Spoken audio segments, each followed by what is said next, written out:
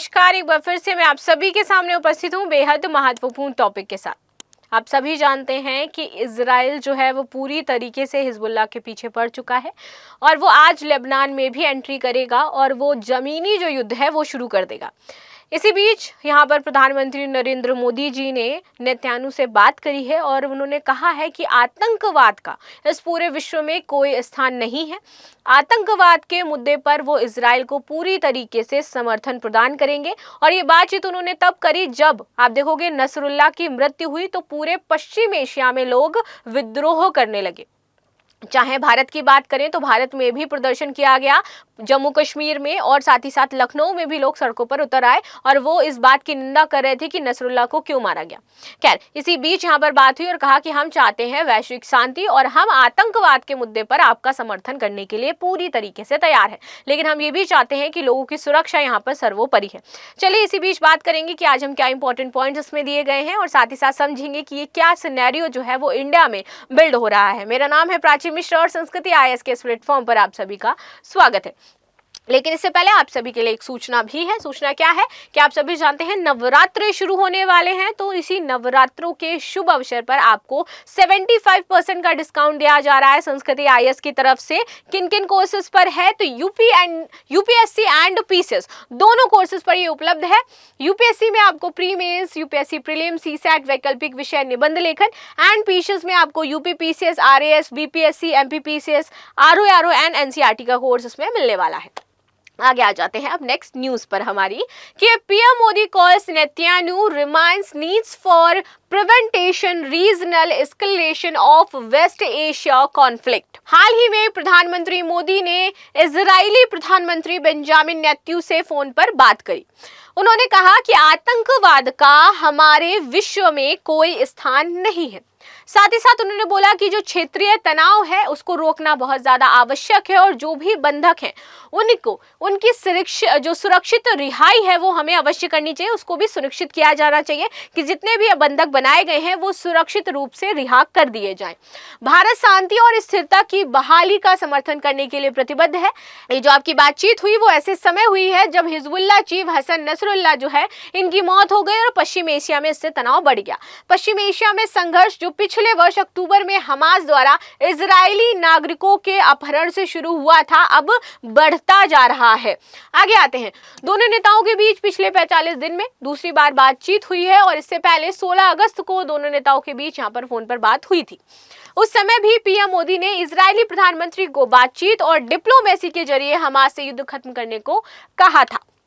साथ ही सभी बंधकों को तत्काल रिहाई और युद्ध विराम पर भी जोर दिया था। उन्होंने बोला था कि युद्ध जो है अभी आपको यहाँ पर रोक देना चाहिए क्योंकि युद्ध का ये सही समय नहीं है और यही काम वो कर रहा है रूस और यूक्रेन के बीच में भी। यहाँ पर रूस से भी मोदी जी ने बोला कि अभी ये सही समय नहीं है, आपको युद्ध जो है वो रोक देना चाहिए। इजराइल और हिजबुल्लाह में तनाव क्या है तो 28 जुलाई को हिजबुल्लाह ने इजराइल पर रॉकेट दागे थे। इस आप देखोगे कि इसमें इजराइल के जो 12 लोग हैं उनकी मौत हो गई थी। ये इजराइल हमास की जंग के बाद से हिजबुल्लाह का सबसे बड़ा हमला माना जा रहा था। इजराइल ने 30 जुलाई को लेबनान में एयर स्ट्राइक करी और 17 सितंबर को लेबनान में पेजर्स ब्लास्ट हुए। 18 को यहाँ पर वॉकी टॉकी ब्लास्ट होते हैं। पेजर और वॉकी टॉकी ब्लास्ट के बाद इजराइल ने 20 सितंबर को लेबनान पर एयर स्ट्राइक भी की है और फाइनली लेबनान के अंदर जो इजरायली सैनिक हैं वो भी घुस चुके हैं और आज लेबनान में धरातली युद्ध होने वाला है आपका। आगे आ जाते हैं, हिजबुल्लाह की पूरी लीडरशिप को इन्होंने खत्म कर दिया है। कैसे कैसे चलिए देख लेते हैं।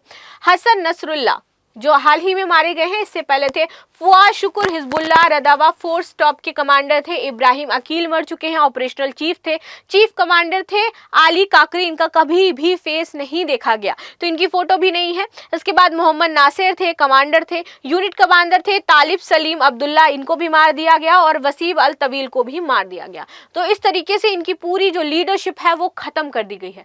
विश्व में आतंकवाद से ग्रस्त क्षेत्र की यदि बात करें तो यहाँ पर जो आपको दिखाई दे रहा है ये मरून कलर में ये वेरी हाई है, यानी कि ये वाले क्षेत्र जो आ जाते हैं यहाँ पर सबसे ज्यादा आतंकवाद विद्यमान है। हाई की बात करें तो ये आपका ये एरिया है, रेड रेड से आपको दिखाई दे रहा है और भारत में हाई दिखाई देगा आपको कि भारत में जो आतंकवाद है ये बहुत ऊंचाई पर है, वेरी हाई तो नहीं है बट इट्स हाई जोन में आता है और पूरा भारत आता है इसमें। पूरे ही भारत में आतंकी खतरा हमेशा बना रहता है। इसके बाद medium, low, very low and no impact में आपके ये ग्रीन कंट्रीज आ जाते हैं जो लो इम्पैक्ट हैं। आगे आ जाते हैं अब इसमें पश्चिम एशिया से संघर्ष की बात कर लेते हैं तो आप देखोगे कि सीरिया जो है वो इसमें है, इराक, ईरान पर नजर बनाए हुए है, इजराइल, इसके बाद अफगानिस्तान, पाकिस्तान की बात कर लेते हैं, ये भी इसमें इन्वॉल्व रहता ही रहता है, प्रॉब्लम चलती रहती है। यमन हुतीस की बात करें तो अभी यहाँ पे भी पंगा ले लिया है इन्होंने यमन हुतीस से भी, तो ये भी अब इसमें कूद पड़े हैं।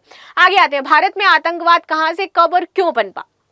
देखिए हमारे यहाँ जो आतंकवाद का जो मेन सोर्स है वो पाकिस्तान ही है। मुंबई CST यहाँ पर आपको देखने को मिलेगा, गुजरात का एरिया, यहाँ से जो आतंकी है वो प्रवेश करते हैं, अमृतसर से प्रवेश करते हैं, पूंछ राजौरी सेक्टर से और पठानकोट से। तो ये एक जो पूरे सेंसिटिव जोन यदि भारत के कहे जाएं तो यहाँ पर आतंकवाद जो है वो बहुत अच्छे से इंडिया में प्रवेश भी करता है। यहाँ पर स्लीपर सेल्स भी मौजूद हैं और रह भी रहे होंगे प्रेजेंट टाइम में भी।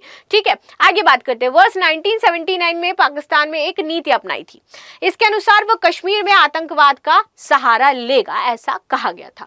इसके लिए पाकिस्तान ने 2 आतंकवादी संस्थाएं बनाई थी जो कि ISI ट्रेन था और ISI कंट्रोल था।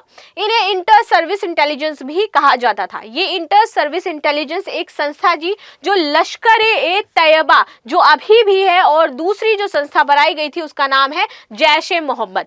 तो ये 2 इन्होंने संस्थाएं बनाई थी ताकि हम कश्मीर में इनको बैठा सके, इनको पाल सके और भारत के ऊपर जो है वो आतंकी हमले करते रहे। आगे आते, इन दोनों संस्थाओं को कश्मीर में और कश्मीर के बाहर आतंकवाद फैलाने की जिम्मेदारी सौंपी गई थी और साथ ही उन्हें सभी तरह की मदद भी पाकिस्तान दे रहा था। अंतर्राष्ट्रीय आतंकवाद पर व्यापक अभिसमय क्या है। देखिए, भारत वैश्विक आतंकवाद का मुकाबला करने के प्रयासों के प्रति वचनबद्ध है और विभिन्न अंतर्राष्ट्रीय मुद्दों पर आप देखोगे कि जितने भी मंच रहते हैं वहां पर वो आतंकवाद के प्रति जीरो टॉलरेंस की नीति को लगातार समर्थन करता भी है। इसी संदर्भ में आप देखोगे भारत ने 1996 में संयुक्त राष्ट्र महासभा में अंतर्राष्ट्रीय आतंकवाद पर एक व्यापक अभिसमय को स्वीकार किए जाने वाले प्रस्ताव को उन्होंने रखा था कि इस प्रस्ताव को क्या है, स्वीकार किया जाना चाहिए। 15 दिसंबर 1997 को आतंकवादी बम विस्फोटों के दमन के लिए अंतर्राष्ट्रीय अभिसमय को अपनाया गया था और 9 दिसंबर 1999 को आतंकवाद के वित्त पोषण के खात्मे के लिए अंतर्राष्ट्रीय अभिसमय को अपनाया गया था। परमाणु आतंकवाद से संबंधित गतिविधियों के दमन के लिए अंतर्राष्ट्रीय अभिसमय को 13 अप्रैल 2005 में भारत ने अपनाया था। तो इस तरीके से भारत किन किन अभिसमयों में यहाँ पर पार्टिसिपेट करता है ये आपको पता चल गया है आतंकवाद को रोकने के लिए। लास्ट में क्वेश्चन है कि हाल ही में प्रधानमंत्री ने किस देश के प्रधानमंत्री से आतंकवाद और शांति की बातचीत की, पाकिस्तान, इजराइल, अमेरिका या फिर फ्रांस। तो ये था आज का महत्वपूर्ण मुद्दा जो हमने डिस्कस किया। आपकी क्या राय मुझे अवश्य बताना। मिलते हैं नेक्स्ट क्लास पर, तब तक के लिए धन्यवाद। लाइक शेयर सब्सक्राइब करना बिल्कुल भी ना भूलें and thank you so much.